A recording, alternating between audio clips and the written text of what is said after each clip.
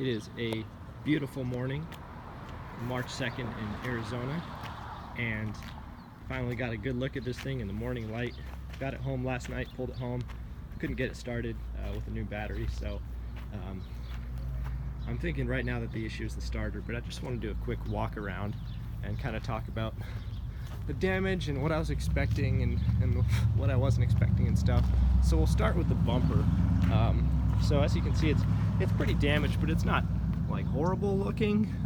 This is something that I could live with driving, honestly, once I kind of bolt it back up and patch together, but I do plan on replacing it.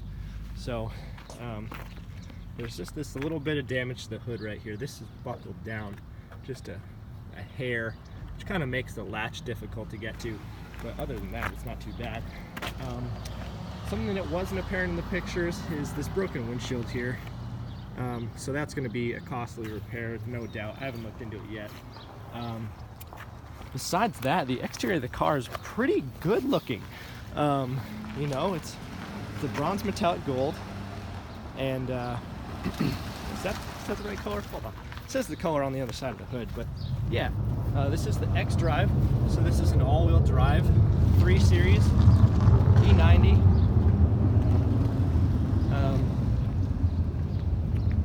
Yeah, all the tires have air in them. Everything looks pretty good. So once you get on the inside of the car, it's a little bit dirty. It needs to be cleaned. But the only real problems are a couple small pieces of missing trim, and of course the airbag's deployed. So, and of course the myriad of lights that come up on the dash just lights up like a Christmas tree. So let's go ahead and go inside the car, check it out.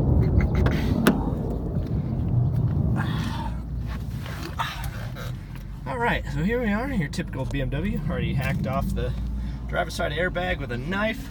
The passenger curtain airbag deployed, which wasn't apparent in the pictures either, but that's not a super expensive part. Of course, the driver one also deployed.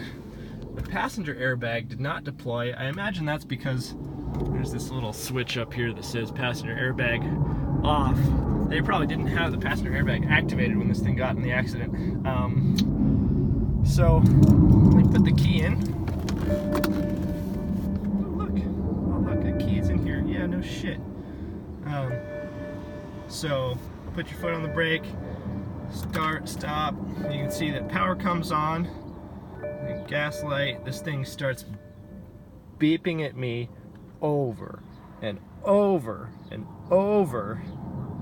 But it stopped. That's kind of weird. Usually it just beeps repeatedly. So we got service light, which isn't necessarily unusual since the car's not running. A lot of cars do that, but that should turn off after I think 10 or 15 seconds, and it never does. So obviously something's wrong. I haven't checked the codes yet.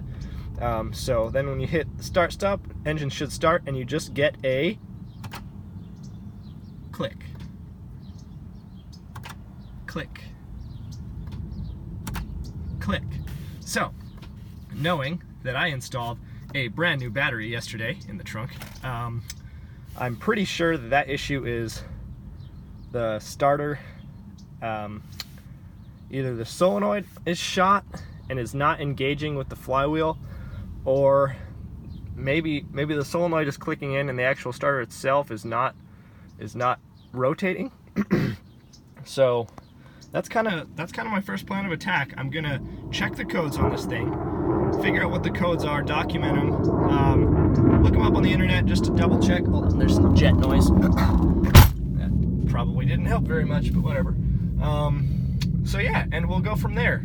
Looks like most of the electronics in the car function. My brother asked last night if maybe this was a flood damaged car, but it really doesn't seem that way to me. It doesn't smell weird in here. There's no like layer of dirt which you would expect from a flood damaged car. So I'm not exactly sure what happened to this thing, but there's only 3 mileage records, brand new. There was one at 30,000 miles in 2012, and then there was no documentation up until this thing was salvaged at 184,000 miles just at the beginning of this month, or last month, which was February 6th in 2019. So I don't think this car has been on a lot very long, which is good. don't want this stuff sitting. And that actually gives me confidence as well, because the battery that I took out of this car, I put it on the charger last night and it took a full charge. So I'm going to take and get that load tested, and that might be some cost savings there. So I'm going to go ahead and pull the codes off of this thing, if my code reader will work with this newer BMW. I don't know, hopefully I don't need something special. At least get some of the base codes off of this thing and see if I can figure out definitively if it's the starter or what else this thing is looking for. So that's about all I got.